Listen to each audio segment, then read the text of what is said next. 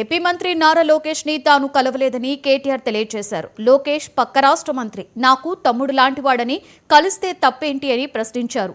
ఆయన్ను కలవాలి అంటే అర్ధరాత్రి ఎందుకు, పగలే కలుస్తానని చెప్పారు.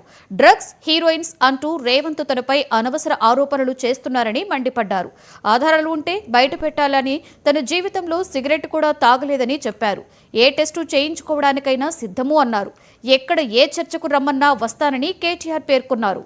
ఏదో లోకేష్ని కలిసినట్టు అర్ధరాత్రి పోయి మేము ఏం చేసినా బాజాప్తా చేస్తాం, బేజాప్తా చేయాల్సిన కర్మ మాకు లేదు. అయినా నాకు తెలియక అడుగుతా, లోకేష్ ఏమైనా నీ లెక్క అంతర్రాష్ట్ర దొంగనా?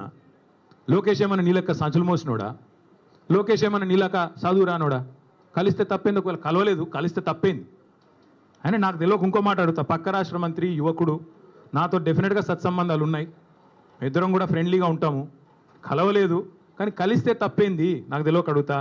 అయినా మీ పెద్ద బాసు చంద్రబాబు కొడుకే కదా. నేను ఏదో గూండానో దావుద్ ఇబ్రాహింనో సీకట్లో కలిసినట్టు డైలాగులేంద్రా హౌలా. నేను అడిగింది ఏంది, నేను చెప్పింది ఏంది? నేను దొంగను కలిసిన నీలాగా, లేకపోతే నీలాగా లోఫర్ రాజకీయాలు చేస్తున్నాను ఢిల్లీలో పోయి, చీకట్లో పోయి అమిత్ షా కాళ్ళు పట్టుకొని, చీకట్లో పోయి మోడీ గారి పాదాలకు ప్రణమిల్లి చిల్లర రాజకీయం చేస్తున్నానా? పక్క రాష్ట్ర మంత్రి, యువకుడు, నాకు తమ్ముళ్ళు అంటాడు, కలిస్తే కలుస్తా, కానీ నేను కలవలేదు. దానికి ఏదో పెద్ద ఈయనేదో గొప్ప విషయం కనిపెట్టినట్టు.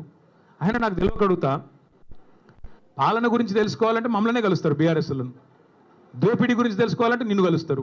ఆయన నన్ను కలిస్తే నీకేం నొచ్చింది? ఆయన నన్ను కలిసినా నీకేం బాధ అవుతుంది? నాకు అట్లా తెలియకడుగుతా. నేను